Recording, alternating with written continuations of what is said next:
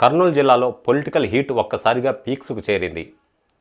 రాయలసీమ రాజకీయాల్లో తనదైన శైలితో దూసుకుపోతున్న వైసీపీ ఫైర్ బ్రాండ్ బైరెడ్డి సిద్ధార్థరెడ్డి చేసిన సంచలన వ్యాఖ్యలు ఇప్పుడు వైరల్గా మారాయి.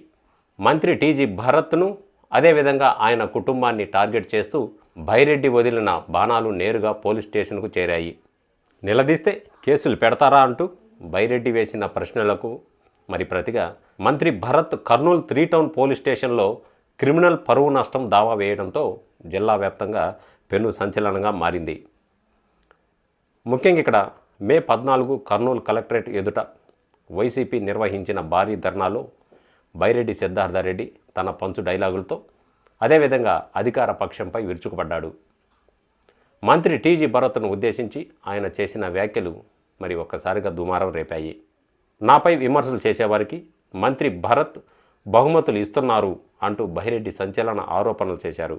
అంతేకాదు ఇక్కడ నాకు టికెట్ రాలేదని మంత్రి మాట్లాడుతున్నారు, కానీ నాకంటే ఎమ్మెల్యే కావాలనే ఆశ మీకే ఎక్కువగా ఉన్నట్టుంది అంటూ కౌంటర్లు వేశారు బైరెడ్డి సిద్ధార్థరెడ్డి.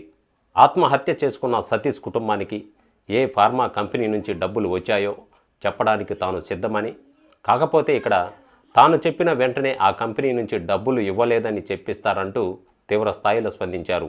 టీజీ వెంకటేష్ కూడా తన గౌరవాన్ని కోల్పోయి అహంకారంతో మాట్లాడుతున్నారని మండిపడ్డాడు బైరెడ్డి సిద్ధార్థరెడ్డి. మీసాలు తిప్పుకొని తిరిగేవాళ్ళు ఇప్పుడు మీసాలు దించుకొని మీ దగ్గరకు ఎవరు వచ్చారో చెప్పాలి అంటూ పరోక్షంగా సవాల్ విసిరారు. ప్రశ్నించిన వారిపై తప్పుడు కేసులు పెడతారంటూ బైరెడ్డి చేసిన ఈ కామెంట్స్ మంత్రి వర్గానికి తీవ్ర ఆగ్రహం తెప్పించాయన్నమాట.